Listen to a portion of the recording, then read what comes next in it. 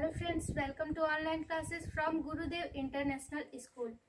हम लोगों ने पिछले वीडियो में पढ़ा सेफ्टी फर्स्ट, यानी कि सेफ्टी फर्स्ट के बारे में कि एक्सीडेंट क्या होता है या फिर बहुत सारे सेफ्टी रूल्स के बारे में जाना कि सेफ्टी रूल्स हर जगह के लिए, कि जैसे बाथरूम, किचन, होम या फिर स्कूल, हर जगह के लिए सेफ्टी रूल्स के बारे में जाना। अब हम बात करेंगे सेफ्टी ऑन द रोड, यानी कि रोड पर के लिए हमें कौन कौन सा सेफ्टी रूल्स को फॉलो करना पड़ेगा।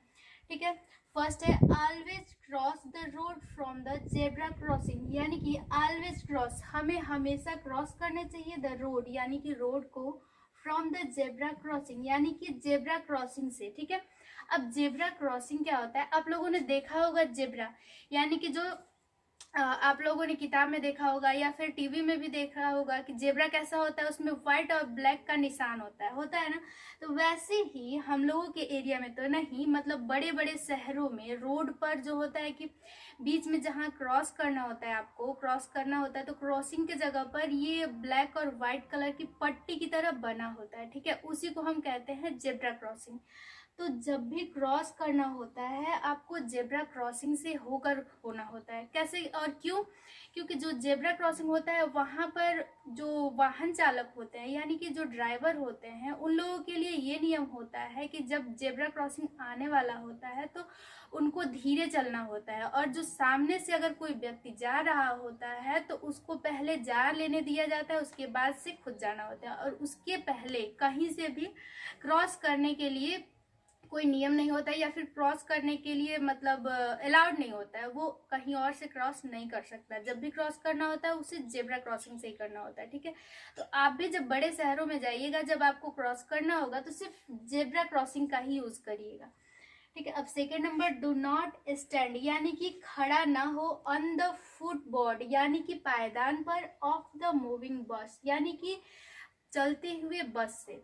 जैसे कि आप बस से स्कूल डेली आते हैं और फिर पायदान जो होता है, तो अगर बस चल रही होती है तो आपको उस फुटबोर्ड पर यानी कि पायदान पर खड़े नहीं होना चाहिए। क्या पता थोड़ा सा इधर उधर झटका लगे, आप नीचे गिर जाए, तो इस तरह से भी आपका एक्सीडेंट हो सकता है। थर्ड नंबर है look at both. Look at मतलब कि थर्ड नंबर है look at the both the sides, यानी कि लुक एट, देखो, बोथ द साइड्स यानी कि दोनों तरफ, बिफोर क्रॉसिंग द रोड, यानी कि रोड को क्रॉस करते वक्त।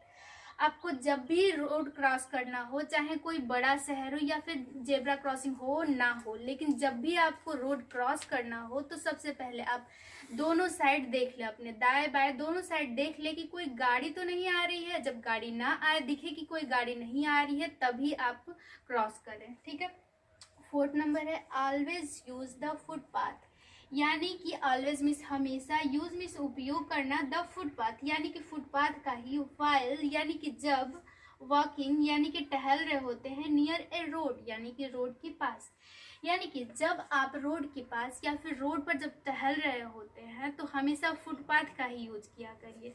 फुटपाथ का मतलब क्या होता है, तो जब अब कहीं से भी चल रहे हैं, आप जा रहे हैं या आ रहे हैं, तो आपके बाएं साइड में जो थोड़ा सा जगह होता है वो बाइक या फिर कोई भी गाड़ी के लिए या वाहन के लिए वो जगह नहीं होता है, वो आपके चलने के लिए, यानी कि जो भी व्यक्ति पैदल चलता है उसके लिए वो फुटपाथ बनाया गया होता है। यानी कि जो भी रोड के साइड में, बाएं साइड में जो भी थोड़ा सा जगह होता है वो चलने के लिए होता है, तो सिर्फ फुटपाथ का ही यूज करें। अब 5 नंबर है डू नॉट स्ट्रेच हैंड, यानी कि स्ट्रेच का मतलब ऐसे तो सीधा होता है, लेकिन यहाँ पर मतलब है कि अपना हाथ ना निकाले या बाहर ना निकाले, और हेड या फिर सिर बाहर ना करे, ऑफ द विंडोज यानी कि खिड़की से, ऑफ द मूविंग बस यानी कि चलती हुई बस से। अगर आप डेली स्कूल आते हैं, फिर मस्ती मस्ती में आपने सोचा कि रुको थोड़ा सा बाहर हाथ निकाल लेते हैं, थोड़ा सा बाहर अपना सिर निकाल के थोड़ी मस्ती कर लेते हैं, लेकिन ऐसा नहीं करना चाहिए। क्यों? क्योंकि मान लेते हैं कि आप अपना हाथ बाहर निकाले हैं, अपना सिर बाहर निकाले हैं कि रुको देखते हैं बाहर निकल के, लेकिन क्या पता आगे से कोई गाड़ी आ जाए या फिर पीछे से कोई गाड़ी अचानक से झटके से जाए, तो उससे आपका हाथ कट सकता है, आपका सिर भी कट सकता है, कुछ भी हो सकता है। इस तरह से भी आपका एक्सीडेंट हो सकता है, इसलिए आपको अपना हाथ बाहर नहीं निकालना चाहिए, अपना सिर भी बाहर नहीं निकालना चाहिए, और हमेशा अच्छे से अंदर बैठना चाहिए। ठीक है, अब 6 number, follow the traffic signal, यानी कि ट्रैफिक सिग्नल को फॉलो करना चाहिए एंड रोड साइन और रोड साइंस का। अब देखिए ट्रैफिक सिग्नल की बात हो रही है यहाँ पर कि ट्रैफिक सिग्नल को फॉलो करना चाहिए। ये ट्रैफिक सिग्नल होता क्या चीज़ है? आप लोगों ने देखा होगा कि जब भी गाड़ियाँ जाती हैं, ट्रेन अगर आने वाली होती है तो 3 तरह की लाइट जलती है, रेड, येलो और ग्रीन। ठीक है, तो ये मान लीजिए आर से आपका रेड हो गया और ये येलो हो गया और ये हो गया ग्रीन। 3 तरह की लाइटें जलती हैं, इसी को हम क्या कहते हैं? Traffic signal. ठीक है, तो 3 तरह की लाइटें जलती हैं, इसको हम बोलेंगे ट्रैफिक सिग्नल। रेड लाइट क्यों जलती है? रेड लाइट्स के जलने का मतलब है कि अगर आप गाड़ी से जा रहे हैं तो आप वहाँ पर रुक जाइए, और अगर येलो लाइट जल गई तो मतलब आप तैयार हो जाइए, और ग्रीन लाइट जल गई मतलब कि आप चलिए। तो आप जब भी कहीं भी जाते हैं तो आपको ट्रैफिक सिग्नल को फॉलो करना चाहिए, यानी कि रेड, येलो और ग्रीन जो लाइट जल रही है उसको देखना चाहिए, उसके बाद ही आगे चलना चाहिए या फिर कुछ भी करना चाहिए। अगर आप फॉलो नहीं करते हैं तो आपका एक्सीडेंट हो सकता है। ठीक है, तो रेड का मतलब क्या हुआ? रुको, येलो का मतलब हुआ तैयार हो जाओ, और ग्रीन का मतलब हो गया चलिए। ठीक है, अब बात करते हैं क्या लिखा है कि follow the traffic signal and road sign. तो ट्रैफिक सिग्नल की बात तो हो गई, अब बात करते हैं रोड साइन की। तो रोड साइन क्या होता है? आप लोगों ने देखा होगा कि रोड पर साइड में बोर्ड लगा होता है, और बोर्ड पर कई तरह के साइन यानी कि चिन्ह लगे होते हैं। जैसे कि कहीं कहीं दिया होता है कि स्कूल पर भागते हुए बच्चों को दिखाया जाता है, अरे मतलब बोर्ड पर दिखा जाता है कि कोई बच्चे, 2 बच्चे पढ़ के जा रहे हैं, मतलब ये दिखाया जाता है कि आगे स्कूल है और वाहन को कृपया धीरे करके चलाएं, ताकि हो सकता है कोई छोटा बच्चा रोड पर दौड़ के भागता हुआ आ रहा हो, तो इसलिए आपको धीरे चलाना चाहिए। ठीक है, और फिर कहीं कहीं ऐसा करके कुछ सिंबल होता है, ऐसे नीचे लिखा होता है नो पार्किंग। नो पार्किंग का मतलब होता है कि यहाँ पर आपको गाड़ी नहीं रखना है, पार्क नहीं करना है। ऐसे ही बहुत सारे साइन होते हैं, रोड साइन होते हैं, तो इन सब को फॉलो करना चाहिए, यानी कि जो ट्रैफिक सिग्नल होते हैं और रोड साइन होते हैं इन सब को फॉलो करना चाहिए। अगर आप ऐसा नहीं करते हैं तो आपका एक्सीडेंट हो सकता है। ठीक है, अब 7th नंबर है वियर सीट बेल्ट, यानी कि अपना सीट बेल्ट पहने वेल जब ड्राइविंग ए 4 व्हीलर, यानी कि जब आप 4 व्हीलर से ड्राइविंग कर रहे होते हैं तो आपको सीट बेल्ट पहन लेना चाहिए। ठीक है, समझ में आ गई? सेफ्टी फ्रॉम फायर, यानी कि सेफ्टी अप फ्रॉम फायर, यानी कि आग से।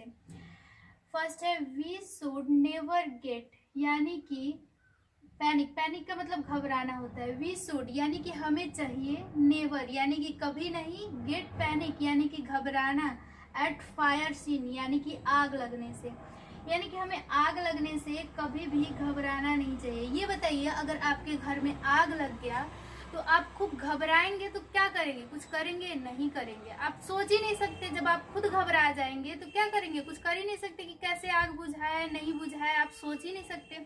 इसलिए कभी भी जब घर में आग लग जाए तो सोचना समझना चाहिए, आराम से, घबराना नहीं चाहिए।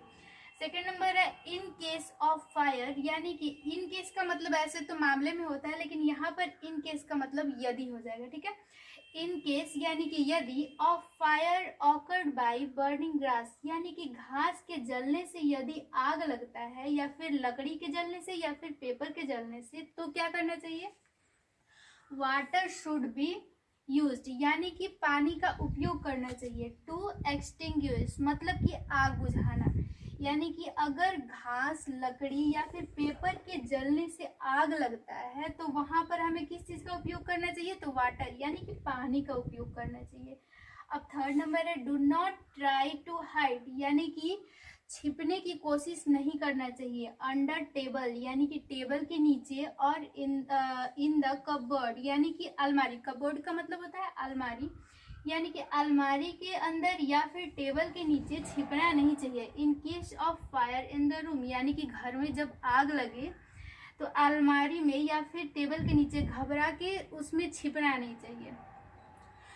फोर्थ नंबर है कि डू नॉट यूज लिफ्ट, यानी कि लिफ्ट का यूज नहीं करना चाहिए। इन केस ऑफ फायर यानी कि आग लगने में, इन द बिल्डिंग, यदि बिल्डिंग में, बड़ी बड़ी बिल्डिंग में क्या होता है कि जब आग लग जाती है तो बहुत लोग सोचते हैं कि चलो लिफ्ट से ही जल्दी से उतर जाते हैं, तो लिफ्ट का यूज कभी भी नहीं करना चाहिए अगर बड़ी बिल्डिंगों में आग लग जाती है तो। अब 5 नंबर है, match boxes and lighters should be kept, यानी कि माचिस जो होती है या फिर लाइटर्स होते हैं शुड बी केप्ट, उनको रखना चाहिए आउट ऑफ द रीच, यानी कि पहुंच से बाहर, ऑफ द चिल्ड्रेन, यानी कि बच्चों के, यानी कि बच्चों के दूर से बच्चों के पहुंच से दूर रखना चाहिए क्या, लाइटर और माचिस।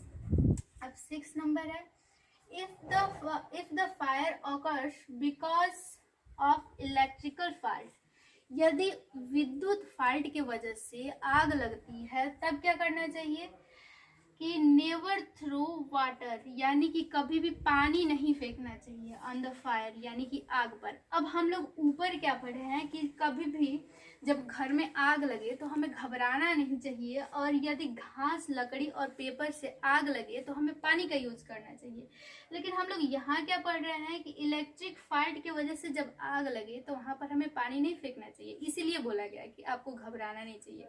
आप लोगों ने ऊपर पढ़ा है कि पानी फेंकना चाहिए, क्या पता आप यहाँ पर भी घबरा के पानी ही फेंके, लेकिन पानी की जगह पर हमें यहाँ क्या करना चाहिए, कैसे बच सकते हैं हम इलेक्ट्रिक फॉल्ट की वजह से अगर आग लगे तो नेवर थ्रो वाटर, या नेवर थ्रो वाटर यानी कि पानी नहीं फेंकना चाहिए ऑन द फायर, यानी कि आग पर।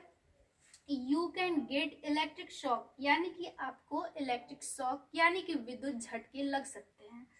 सच फायर, यानी कि इस प्रकार की आग इज एक्सटिंग्विश्ड, मतलब कि बुझाए जा सकते हैं या फिर बुझाए जाते हैं with the help of sand, यानी कि बालू की सहायता से। सैंड का मतलब होता है बालू, यानी कि बालू की सहायता से, और फायर एक्सटिंग्विशर यानी कि आग बुझाने वाला जो यंत्र होता है उसकी सहायता से, या फिर बालू की सहायता से आग बुझाए जाते हैं। किस तरह के आग, तो इलेक्ट्रिकल फॉल्ट जो होते हैं, यानी कि विद्युत फॉल्ट की वजह से जो आग लगते हैं वो पानी से नहीं बुझते हैं, पानी से बुझने का बात ही नहीं है, आपको पानी फेंकना ही नहीं चाहिए। क्यों नहीं फेंकना चाहिए, क्योंकि आपको शॉक लग सकता है, यानी कि झटके लग सकते हैं, आप मर भी सकते हैं। ठीक है। अब 7 number, in case a person, अभी तक हम लोगों ने देखा कि घास लकड़ी और पेपर से आग लगी, फिर यहाँ क्या बात की है कि इलेक्ट्रिकल फॉल्ट की वजह से आग लगे तो कैसे बुझाना चाहिए, तो घास लकड़ी और पेपर की वजह से जब आग लगे तो पानी फेंकना चाहिए। अभी हम लोगों ने यहाँ पढ़ा कि इलेक्ट्रिकल फॉल्ट की वजह से अगर आग लगे तो बालू या फिर आग बुझाने वाला जो यंत्र होता है उससे हमें उसका यूज करना चाहिए। लेकिन यहाँ क्या है, इनकेस ए पर्सन, यानी अगर किसी व्यक्ति के मामले में बात की जा रही है कि अगर किसी व्यक्ति के कपड़े में क्लॉथ्स कैच फायर, यानी कि किसी व्यक्ति के कपड़े में आग लग जाती है तब क्या करना चाहिए, कवर हिम, यानी उसको ढक देना चाहिए इमीडिएटली, यानी कि तुरंत, विथ ए थिक ब्लैंकेट, यानी कि एक मोटे ब्लैंकेट यानी कि कंबल से, और कारपेट यानी कि कारपेट से। अब आप समझ सकते हैं। अब आप ये बताइए कि अगर ऐसे ही आग लगे और आप खुद घबरा जाए, तो अगर किसी व्यक्ति के शरीर में या उसके कपड़े में आग लग जाए तो आप क्या करेंगे, घबरा के पानी फेंकेंगे या फिर बालू फेंकेंगे, क्या करेंगे, तो आपने यहाँ पर देखा कि कंबल या फिर कारपेट, किसी कपड़े, अच्छे मोटे कपड़े से ढक देना चाहिए जिससे कि हवा पास ना कर सके और तुरंत आग बुझाया जा सके। अब आप लोगों ने पढ़ा कि ये रोड सेफ्टी और किचन के बारे में कह रहे, आग के बारे में पढ़ा कि कैसे आग से हम सुरक्षित रह सकते हैं और रोड पर हमें कौन कौन सी सेफ्टी करनी चाहिए। अब आप होमवर्क नोट कर लीजिए। Question number 1, which rules must be followed at home for safety, यानी कि घर के सेफ्टी के लिए कौन कौन से रूल्स फॉलो करना चाहिए। ठीक है, ये आपको अपने कॉपी में लिखना है। क्वेश्चन नंबर 2 है, विच रूल्स, यानी कि कौन से नियम मस्ट बी फॉलोड, मतलब कि हमें फॉलो करना चाहिए टू सेफ्टी फ्रॉम फायर, यानी कि आग से सेफ्टी के लिए। Question number 3, how can extinguish, मतलब कि कैसे बुझाया जा सकता है फायर, यानी कि आग, which is due to electrical faults, यानी कि जो कि ये विद्युत उपकरणों के द्वारा या फिर विद्युत उपकरणों के अगर कोई जो उसमें फॉल्ट होता है उसकी वजह से अगर आग लगी है तो हम उसे कैसे बुझा सकते हैं। Question number 4, how many types of road signal, यानी कि रोड सिग्नल्स कितने प्रकार के होते हैं उसका नाम लिखना है और उसका वर्क भी लिखना है। बस आज के लिए बस इतना ही, मिलते हैं नेक्स्ट वीडियो में नेक्स्ट टॉपिक के साथ। Thank you.